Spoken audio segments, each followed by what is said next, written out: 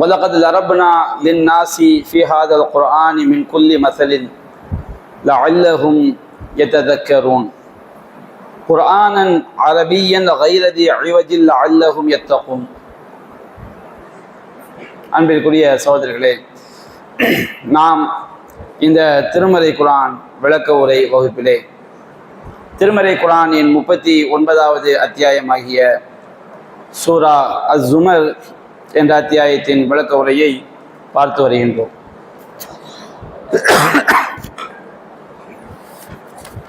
நாம் கடந்த வாரங்களிலே இந்த அத்தியாயத்தின் 26வது வசனம் வரை உள்ள விளக்கங்களை பார்த்திருந்தோம். அல்லாஹ் ரப்புல் ஆலமீன் 27வது வசனத்திலே கூறுகின்றான், وَلَقَدْ ضَرَبْنَا لِلنَّاسِ فِي هَذَا الْقُرْآنِ مِنْ كُلِّ مَثَلٍ لَعَلَّهُمْ يَتَذَكَّرُونَ. நாம் மனிதர்களுக்காக இந்த குர்ஆனிலே எல்லா உதாரணங்களையும் கூறியுள்ளோம். லஅல்லஹும் யததக்கரூன், அவர்கள் நல்லுணர்வு பெற வேண்டும், படிப்பினை பெற வேண்டும் என்பதற்காக இந்த திருமறை குர்ஆனிலே மனிதர்களுக்கு தேவையான எல்லா உதாரணங்களையும் எடுத்து கூறியுள்ளோம் என்று அல்லாஹ் கூறுகின்றான். இந்த குர்ஆனை நாம் எவ்வாறு ஆக்கியிருக்கின்றோம்? குர்ஆனன் அரபியன், இது அரபி மொழியிலான குர்ஆன் ஆகும். கைர தி இவஜின், இதிலே எந்த விதமான கோணலும் கிடையாது.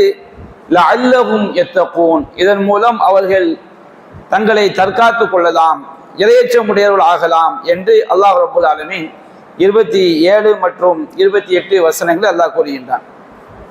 இந்த திருமறை குர்ஆன் என்பது நாம் இந்த உலகத்திலும் மறுமையிலும் வெற்றி பெறுவதற்குரிய எல்லா வழிகாட்டுதல்களையும் அறிவுரைகளையும் சட்டதிட்டங்களையும் உள்ளடங்கியிருக்கிறது. திருமறை குர்ஆனுடைய விளக்கம் என்பது வெறுமனே நாம குர்ஆனை படித்து விட்டால் மட்டும் குர்ஆனுடைய எல்லா விளக்கங்களையும் பெற்றுவிட முடியாது. குர்ஆனுடைய விளக்கம் என்பது நபிகள் நாயகம் ஸல்லல்லாஹு அலைஹி வஸல்லம் அவர்கள், அல்லாஹ் ரப்புல் ஆலமீன் குர்ஆனை விளக்குவதற்காகத்தான் இறை தூதரை அல்லாஹ் அனுப்பி வைத்தார். இப்ராஹிம் அலைஹிஸ்ஸலாம் அவர்கள் அல்லாஹ்விடம் பிரார்த்தனை செய்தார்கள், ரப்பனா வபஅஸ் ஃபீஹிம் ரசூலம் மின்ஹும், இறைவா அவர்களிலிருந்தே ஒரு தூதரை அவர்களுக்கு நீ அனுப்புவாயாக. யத்லு அலைஹிம் ஆயாத்திக்க, உன்னுடைய வசனங்களை அவர் ஓதி காட்டுவார். வயுஅல்லிமுஹுமுல் கிதாப வல் ஹிக்மா, உன்னுடைய வேதத்தையும் ஞானத்தையும் அந்த இறை தூதர் கற்றுக் கொடுப்பார். வயுஸக்கீஹிம், அவர்களை பரிசுத்தப்படுத்துவார். வயுஅல்லிமுஹும் மா லம் தகூனு தஅலமூன், இன்னும் நீங்கள் அறியாதவற்றை எல்லாம் இந்த இறை தூதர் உங்களுக்கு கற்றுத் தருவார் என்று அல்லாஹ் குறிப்பிடுகின்றான். அப்ப இறை தூதருடைய பணி வேதத்தை எடுத்து கூறுவது மட்டுமல்ல, அந்த வேதத்தை கற்றுக் கொடுப்பது, வேதத்தையும் கற்றுக் கொடுப்பது, அந்த வேதம் அல்லாத ஞானத்தையும் கற்றுக் கொடுப்பது. அதை நாம் நபி வழி என்று நாம் செய்யணும் சொல்றோம். அப்ப இதை குர்ஆனை நாம் விளங்கிக் கொள்ள வேண்டும் என்று சொன்னால் நபிகள் நாயகம் ஸல்லல்லாஹு அலைஹி வஸல்லம் அவங்களுடைய ஒட்டுமொத்த வாழ்க்கையையும் வைத்துத்தான் நாம் திருமறை குர்ஆனை விளங்கிக் கொள்ள முடியும். அப்ப அல்லாஹ் ரப்புல் ஆலமீன் கூறுகின்றான், வலகத் தரப்னா லின்னாஸி ஃபீ ஹாதல் குர்ஆனி மின் குல்லி மஸல், நாம் மனிதர்களுக்காக, இறை மறுப்பாளர்களாக இருந்தாலும் சரி, மூமின்களாக இருந்தாலும் சரி, மனிதர்களுங்கிற வார்த்தையில ஒட்டுமொத்த மனித சமுதாயமும் உள்ளடங்கும். நாம் மனிதர்களுக்காக இந்த குர்ஆனிலே எல்லா உதாரணங்களையும் எடுத்து கூறியுள்ளோம். அல்லாஹ் ரப்புல் ஆலமீன் முந்தைய சமுதாய மக்களுடைய வாழ்க்கையை பற்றி அல்லாஹ் சொல்லி காட்டுறான். நூஹ் நபி சமுதாய மக்களுடைய வாழ்க்கையை, நூஹ் நபி சமுதாயத்தை பற்றி அல்லாஹ் சொல்லி காட்டுறான்.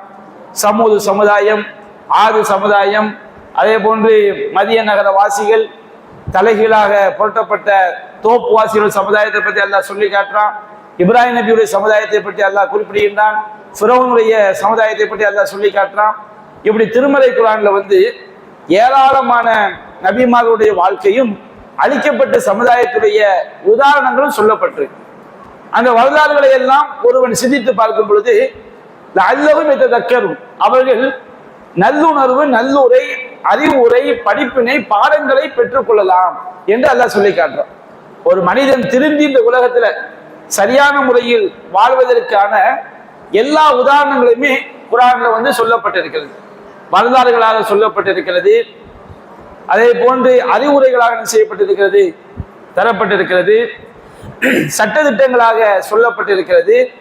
அப்ப திருமறை குர்ஆன் என்பது திபியான குல்லி ஷைஇன், எல்லா விஷயத்துக்கும் உரிய ஒரு விளக்கமாக இருக்கிறது. அல்லாஹ் கூறும் பொழுது இன்ன ஹாதல் குர்ஆன லயஹ்தி லில்லதி ஹிய அக்வம், இந்த குர்ஆன் எது மிக உறுதியான பாதையோ அதற்கு என்ன செய்கிறது, வழிகாட்டுகிறது. அப்ப இந்த குர்ஆனை ஒருவர் சிந்தித்தால் போதும். குர்ஆனை சிந்திப்பது என்று சொன்னால் நபிகள் நாயகம் ஸல்லல்லாஹு அலைஹி வஸல்லம் உடைய வாழ்க்கையோடு சேர்த்து இந்த குர்ஆனை ஒருவன் சிந்தித்தால் போதும், அவன் தனக்கு தேவையான அறிவுரைகளை, பாடங்களை, படிப்பினைகளை அவன் செய்யலாம், பெற்றுக்கொள்ளலாம். இந்த குர்ஆனை அல்லாஹ் எப்படி ஆக்கியிருக்கின்றான், குர்ஆனன் அரபியன், இதை அரபி மொழியிலான குர்ஆனாக அல்லாஹ் ஆக்கியிருக்கின்றான்.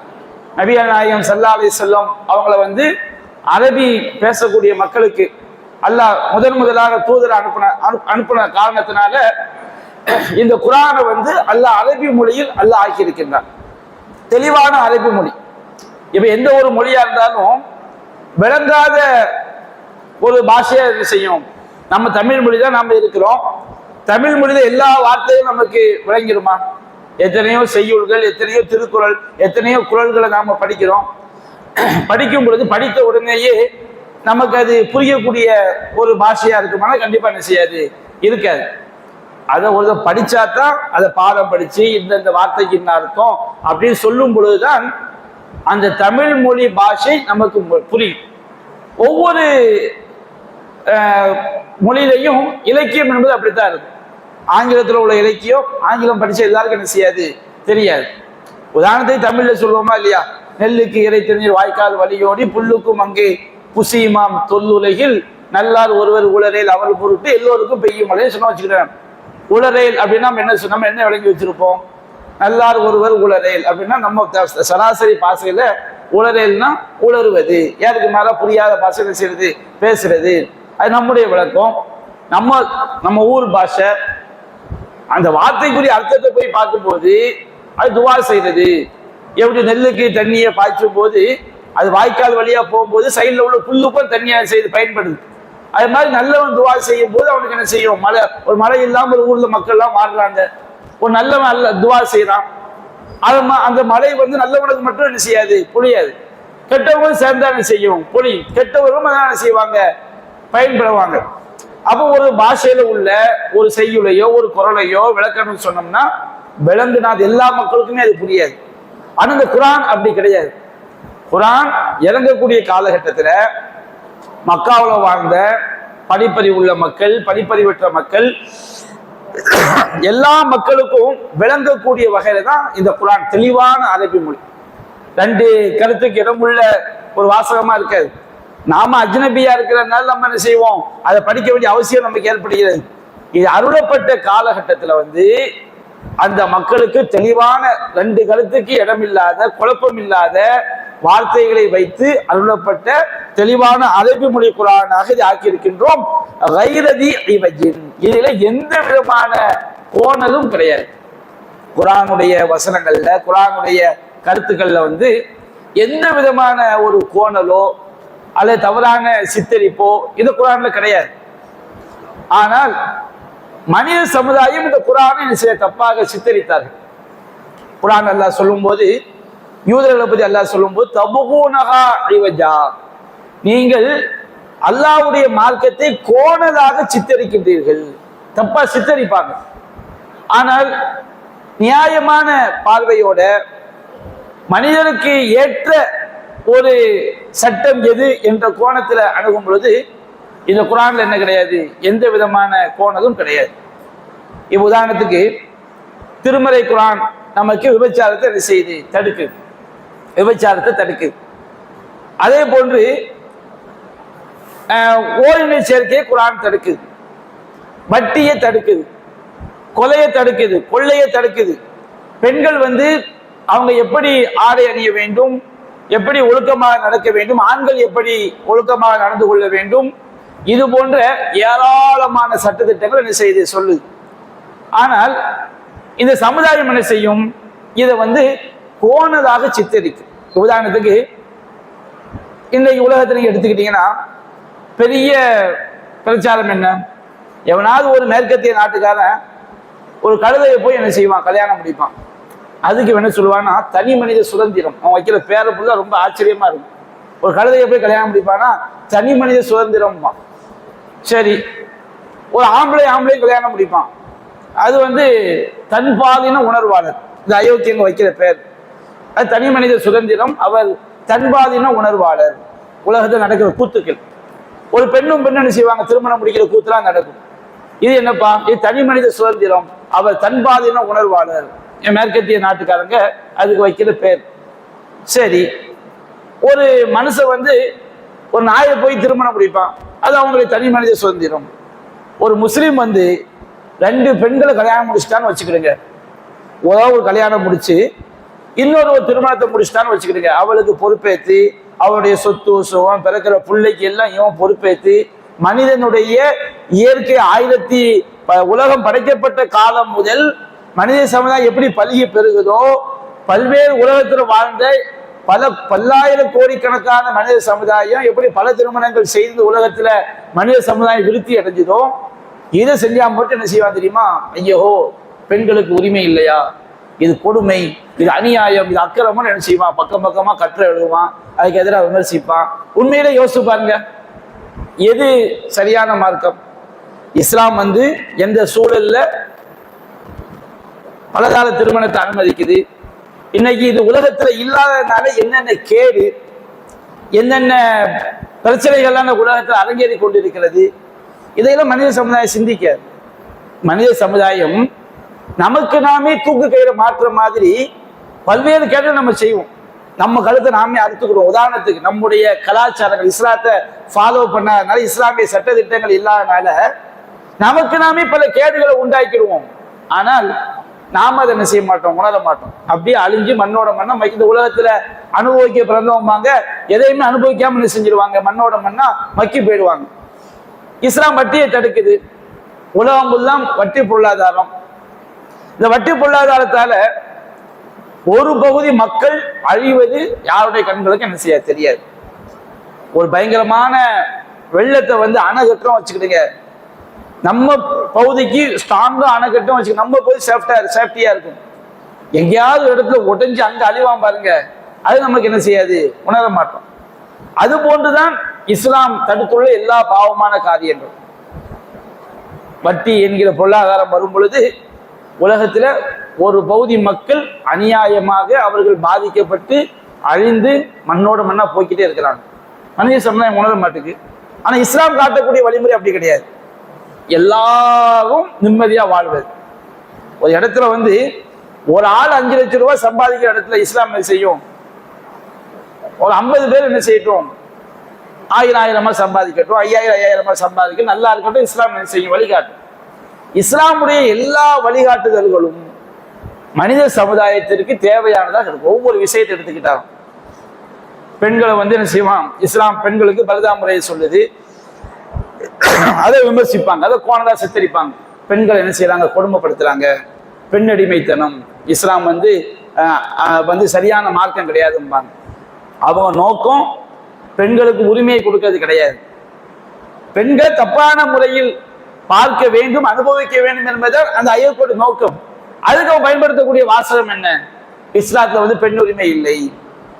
ஆனால் அறிவுபூர்வமாக சிந்தித்து பார்த்தால் மனிதர்களுக்கு ஏற்ற மார்க்கம், பெண்களை பாதுகாக்கக்கூடிய மார்க்கம், ஒரு குடும்ப கட்டமைப்பை பாதுகாக்கக்கூடிய மார்க்கம் இஸ்லாமிய மார்க்கம் தான். இதை தாண்டி வேற ஒண்ணுமே என்ன செய்ய, எந்த மார்க்கத்திலையும் இஸ்லாத்துல கொடுக்கப்பட்ட அந்த பாதுகாப்பை போன்று என்ன செய்ய இருக்காது. இஸ்லாம் பல்வேறு மூட நம்பிக்கைகளை தகர்க்கிறது. மனித சமுதாயம் அழிவுல போய்கிட்டு இருக்கு.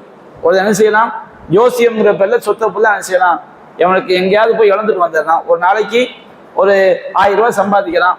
ஜோசியம் பார்க்க போய் அவன்கிட்ட ஜோசியக்காரங்க எந்த உழைப்புமே இல்லாம 1000 ரூபாய் கொடுத்துட்டு வர்றான். லாட்ரி சீட்டுங்கிற பேர்ல சொத்தை இழக்கிறான், மதுங்கிற பேர்ல சொத்தை இழக்கிறான். மனிதன் தனக்குத்தானே ஒரு நாசத்தை உண்டாக்கிடலாம், அவனுக்கு தெரிய மாட்டேங்குது. அப்ப இஸ்லாம் என்ன செய்ய, மதுவை தடு, மூட நம்பிக்கைகளை தடுக்க வேண்டும், ஜோசியம் பார்க்காத, சிலை வழிபாடு செய்யாத, அதனால உனக்கு உன்னுடைய மனநிலை பாதிக்கப்படும், உன்னுடைய அறிவுக்கு கேடு, சமுதாயத்துக்கு கேடு. இந்த மாதிரி எல்லா மனிதர்களுக்கு எதெல்லாம் கேடு விளைவிக்கும், இஸ்லாம் எதையெல்லாம் தடுத்து இருக்குதோ அது எல்லாமே மனித சமுதாய நன்மைக்காக உள்ளது. இஸ்லாம் எதையெல்லாம் சொல்லுதோ அது இஸ்லாம் மனித சமுதாயத்தினுடைய அது மனித சமுதாய நன்மை தடுத்ததும் சொல்லுவதும் மனித சமுதாய நன்மைக்காக உள்ளதுதான். அப்ப அல்லாஹ் ரப்பல் ஆலமீன் சொல்லி காட்டுகின்றான், குர்ஆன் அரபியன், இதை நாம் அரபி மொழி குர்ஆனாகவும் கைரதி இவஜின் எவ்வித கோணலும் இல்லாத குர்ஆனாக இதை நாம் ஆக்கியிருக்கிறோம். லஅல்லஹும் தத்தகூன் அவர்கள் தங்களை தற்காத்துக் கொள்வதற்காக. எங்கெல்லாம் தற்காக்கலாம்? இந்த உலகத்திலையும் தற்காத்துக் கொள்ளலாம், ஆகிரத்திலே என்ன செய்யலாம்? தற்காத்துக் கொள்ளலாம். இஸ்லாத்தை ஃபாலோ பண்ணும்போது எந்த அளவுக்கு இஸ்லாமிய சமுதாயம் நம்ம இஸ்லாத்துல நம்ம உறுதியா இருக்கிறோமோ இந்த உலகத்துல நம்மை பாதுகாத்துக் கொள்ளலாம், நம்முடைய குடும்பத்தை பாதுகாத்துக் கொள்ளலாம், எதிரியுடைய துன்ப தொல்லைகள் இருந்து நம்மை தற்காத்துக் கொள்ளலாம், மறுமையில நரகத்திலிருந்து நம்மளை என்ன செய்யலாம்? தற்காத்துக் கொள்ளலாம். அப்ப அல்லாஹ் ரப்பல் ஆலமீன் நம்மை தற்காத்துக் கொள்வதற்காகத்தான் இந்த திருமறை குர்ஆன்ல எல்லா உதாரணங்களையும் சட்டங்களையும் அல்லாஹ் நமக்கு சொல்லி காட்டுகிறான். அடுத்து அல்லாஹ் ரப்பல் ஆலமீன் கூறுகின்றான், லரபல்லாஹு மஸலன் ரஜுலன். அல்லாஹ் ரப்பல் ஆலமீன் உங்களுக்கு ஒரு எடுத்துக்காட்டை, ஒரு உதாரணத்தை கூறுகின்றான். ஒரு மனிதன் ஃபீஹி ஷுரகாவு முத்தஷாக்கிஷுன், முரண்பட்ட கருத்துடைய பல எஜமானர்கள் அவனுக்கு பங்காளிகளா இருக்கிறான், ஒரு அடிமையா இருக்கிறான். யாருக்கு அடிமையா இருக்கிறான்? பல முதலாளிகளுக்கு. இன்னைக்கு ஒரு கட்சிக்கு 2 பேர் இருந்தாலும் எவ்வளவு பிரச்சனை வருது. அப்போ ஒரு அடிமை வந்து அவனுக்கு ஒன்றுக்கு மேற்பட்ட முதலாளிகள். அப்போ ஒரு அடிமை விஷயத்துல ஒன்றுக்கு முரண்பட்ட கருத்துடைய ஒன்றுக்கு மேற்பட்ட முதலாளிகள் ஒரு அடிமை விஷயத்துல கூட்டா இருக்கிறாங்க. ஒரு ரஜுலன் சலமல் ரஜுல், இன்னொரு அடிமை ஒருத்தர் இருக்கிறான். அவன் வந்து ஒரே ஒரு எஜமானுக்கு மட்டும் பாத்தியப்பட்ட ஒரு அடிமையா என்ன செய்யறான்? இருக்கலாம். இப்ப அல்லாஹ் கேட்கிறான், ஹல் யஸ்தவியானி மஸலன், உதாரணத்தால் 2 பேரும் சமமா? அல்லாஹ் சில விஷயங்களை வந்து கேள்வியா கேட்கும் போது அதுல அழுத்தம் ஜாஸ்தி. இப்போ வீரன் அழக்கூடாதுன்னு ஒரு செய்தியா சொல்றோம் வச்சுக்கிடுங்க. வீரன் அழக்கூடாது, வீரன் அழலாமா அப்படின்னு கேட்க வச்சுக்கிடுங்க. அதுல என்ன இருக்குது? ஒரு எச்சரிக்கை இருக்குது. வீரன் என்பது செய்யக்கூடாது, அழக்கூடாது, அழலாமா அப்படிங்கிறதுல வந்து அழுத்தம் ஜாஸ்தியா இருக்கு. அப்ப நம்ம ஒவ்வொரு பாஷையிலையுமே கேள்வியாக ஒன்றை சொல்லும் போது அதில் இருக்கக்கூடிய அழுத்தம் என்பது கொஞ்சம் அதிகமான அழுத்தம் அதுல இருக்கு. அப்ப அல்லாஹ் கேட்கிறான், ஒரு மனிதன் அவனுக்கு வந்து முரண்பட்ட கருத்துடைய பல எஜமானர்கள். அப்போ ஒரு அடிமை ஒருத்தர் இருக்கிறான், அவன் 4 பேர் எஜமா இருக்கான்னு வச்சுக்கிடுங்க. ஒவ்வொரு எஜமான் என்ன நினைப்பான்? அவன் எனக்கு தான் என்ன செய்யணும், என் பேச்சை தான் கேட்கணும். ஒருத்தன் நில்லுமா, ஒருத்தன் உட்காருமா, ஒருத்தன் போகுமா, ஒருத்தன் போகாதம்மா, ஒருத்தன் எனக்கு பணி செய்யுமா, அதே நேரத்தில் ஒருத்தன் எனக்கு பணி செய்யுமா. அவ பல எஜமானர்களுக்கு ஒரு அடிமையா இருந்தா அவன் நிம்மதியா இருக்க முடியுமா? நிம்மதியா இருக்க முடியாது. ஒரு கடையில 2 பேருக்கு நீங்க வேலைக்கு போய் வச்சிருங்க, ஒரே நேரத்துல ரெண்டு கடைக்கு வேலை பார்க்க முடியுமா? இந்த கடைக்கு அந்த கடைக்கு வேலை பார்க்க முடியுமா? அது சாத்தியமே. அப்படி ஒரு சம்மதிச்சான்னு வச்சுக்கிடுங்க, அது பெரிய சிக்கல். ஒரே நேரத்தில் 2 கடைக்கும் வேலை பார்க்க முடியாது. அப்போ ஒரு பல முரண்பட்ட கருத்துடைய பல எஜமானர்களுக்கு ஒருவன் அடிமையாக இருக்கிறான், இன்னொரு மனிதன் ஒரே ஒரு எஜமானுக்கு கட்டுப்பட்ட அடிமையாக இருக்கிறான். ஹல் யஸ்தவியானி மஸலன், 2 சமமா? அப்ப அல்லாஹ் கேட்கிறான், அல்லாஹ் என்பவன் யார்? அல்லாஹ் என்பவன் தனக்கு மட்டும் இஹ்லாஸான முறையில் அமல்களை செய்யக்கூடிய அடியானை மட்டும்தான் அல்லாஹ் நேசிப்பான். அல்லாஹ் யார் நேசிப்பான்? அல்லாஹ் ரப்புல் ஆலமீன் அவனுக்கு மட்டும் இஹ்லாஸான முறையில யாரு வணங்கி வழிபடுறாங்களோ அதை மட்டும்தான் அல்லாஹ் நேசிப்பான். மற்ற எல்லாத்தையும் அல்லாஹ் வெறுக்கலாம். அல்லாஹ் நபியா சொல்றாங்க, அகன ஷுரக்கா, அல்லாஹ் சொல்வதாக, ஆனா அகன ஷுரக்கா யானி ஷிர்கி, கூட்டு சேரக்கூடியவங்களிலேயே கூட்ட வெறுக்கக்கூடியவன் நான் தாங்க. அல்லாஹ் அல்லாஹ் கூட்டு சேர மாட்டான். இந்த உலகத்துல எல்லாருமே கூட்டு சேர்றதை விரும்புவாங்க. ஆனா அல்லாஹ் என்ன செய்யறான்? நான் ஷிர்க வந்து கூட்டு சேர்றத நான் வெறுக்கிறேன். அப்ப அல்லாஹ் ரப்பல் ஆலமீன் தனித்தவன், லா ஷரீக லஹு, அவனுக்கு எந்த இணையும் கிடையாது. நாம மனிதர்கள் எல்லாம் கூட்டா இருக்கணும், ஒற்றுமையா இருக்கணும், அப்ப நாம வெற்றி பெற முடியும். ஆனா அல்லாஹ் என்ன செய்யறான்? ஷிர்க வெறுக்கலாம். அப்ப அல்லாஹ் சொல்றான், மன் அமில அமலன், எவன் ஒரு செயலை செய்து ஃபஅஷ்ரக ஃபீஹி மஇ கைரி, அந்த செயல்ல என்னோட மற்றவங்களை கூட்டாக்குறானோ, அல்லாஹ் காண்டி தொழுகிறான், அல்லாஹ் காண்டியும் தொழுகிறான், புகழையும் விரும்புறான், அல்லாஹ் காண்டியும் தொழுகிறான், செல்வ அவன் வந்து வேற ஒரு நோக்கத்தை எதிர்பார்க்கலாம். அப்ப இப்படி விரும்புறானோ தரத்துகுவ ஷிர்கஹு, அவனையும் அவனுடைய ஷிர்கை செய்து விடுவேன். புறக்கணித்து விடுவேன். அல்லாஹ் ரப்பல் ஆலமீன் ஷிர்க் செய்ய பிடிக்காது. அப்போ இப்படிப்பட்ட இறைவனுக்கு மட்டும் ஒரு அடிமையா இருக்கிறவன் மறுமையில் தப்பிக்க முடியுமா? அல்லாவோடு வணங்கிடி, அல்லாஹ் உங்களே துவா கேட்பேன், என்ன செய்வேன்? துராப் சைபுல்லா ஹாஜாட்டையும், சேகனா உலியாட்டையும், மக்தூம் ஞானியாட்டையும், மொஹிதி ஆண்டவர்கிட்டையும், தமிழகத்து தர்காக்கள் உலகத்தில் உள்ள எல்லாத்துலேயுமே துவா கேட்போம் சொல்லாம வச்சுக்கிடுங்க. இவன் எப்படி அல்லாஹ்க்கு சிறந்த அடியான ஆக முடியும்? அதே ஒரு அடிமை ஒரு பல முரண்பட்ட கருத்துடைய பல எஜமானர்களுக்கு ஒரு அடிமையா இருந்தா அவன் எப்படி நிம்மதியா இருக்க முடியாதோ, அதே போன்று அல்லாஹ்வோடு மற்றவர்களுக்கும் வணக்க வழிபாடு செய்யக்கூடியவன் எப்படி சிறந்த அடிமையாக இருக்க முடியும்? முடியாது. கண்டிப்பா அவன் நரகத்துக்கு தான் போவான் என்பதை அல்லாஹ் இந்த உதாரணம் மூலமாக நமக்கு தெளிவுபடுத்துறான். அல்லாஹ் ரப்பல் ஆலமீன் ஒருபோதும் செய்ய மாட்டான், ஷிர்க்க விரும்பவே மாட்டான். இன்னல்லாஹ லா யக்ஃபிரு யுஷ்ரக பிஹி, அல்லாஹ் அவனுக்கு இணை வைக்கப்படுவதை ஒரு மன்னிக்கவே மாட்டான். யக்ஃபிரு மா தூன ஸாலிக லிமன் யஷா, அது அல்லாத பாவங்களை தன் ஆடியோருக்கு மன்னிப்பான். இப்படி அல்லாஹ் கேட்டுவிட்டு அது இஸ்தபியானி மசலன், ரெண்டு பேரும் உதாரணத்தால் சமமா, தன்மையால் சமமா? அப்ப நமக்கு எல்லாருமே பதில் தெரியாம அல்லாஹ் கேட்கல. இது பதிலை சொல்லக்கூடிய அந்த இணை வைக்கக்கூடிய காரியத்தை அல்லாஹ் பிரிக்கிறார். நமக்கு எல்லாம் தெரியும், ரெண்டு பண்ண கிடையாது, சமம் கிடையாது. அல்ஹம்துலில்லாஹ், அல்லாஹ்க்கு எல்லா புகழும். அல்லாஹ் ரப்பல் ஆலமீன் இந்த மாதிரி நிச்சயமான ஷிர்க்கை விரும்பவே மாட்டான். பல் அக்ஸருஹும் லா யஅலமூன், ஆனால் மனிதர்களில் அதிகமானோர் அறியாமல் இருக்கிறார்கள், அறிய மாட்டார்கள். ஷிர்க் எவ்வளவு கேடு, அது எவ்வளவு பாதிப்பு என்பதை மனித சமுதாயத்தில் அதிகமான மக்கள் அறியாமல் இருக்கிறார்கள் என்று அல்லாஹ் ரப்பல் ஆலமீன் 29வது வசனத்திலே அல்லாஹ் சொல்லி காட்டுகிறான். அப்ப அல்லாஹ் சொல்லக்கூடிய இந்த உதாரணங்களை எல்லாம் நாம புரியும் போது, சிந்திக்கும் பொழுது, ஷிர்க் எவ்வளவு கேடு என்பதை தெரிந்து விலகிக் கொள்ளும் போது மறுமையில் நம்மை நாம் தற்காத்துக் கொள்ளலாம். அதற்காகத்தான் அல்லாஹ் இந்த குர்ஆனை தந்திருக்கின்றான். அல்லாஹ்வுடைய குர்ஆனை விளங்கி பின்பற்றி வாழ்ந்து மரணிக்கக்கூடிய நன்மக்களாக அல்லாஹ் நம் அனைவரையும் ஆக்கியருள் புரிவானாக. வாஹிரு தஅவானா அல்ஹம்துலில்லாஹி ரப்பில் ஆலமீன். அஸ்ஸலாமு அலைக்கும் வரஹ்மத்துல்லாஹி வபரகாத்துஹு.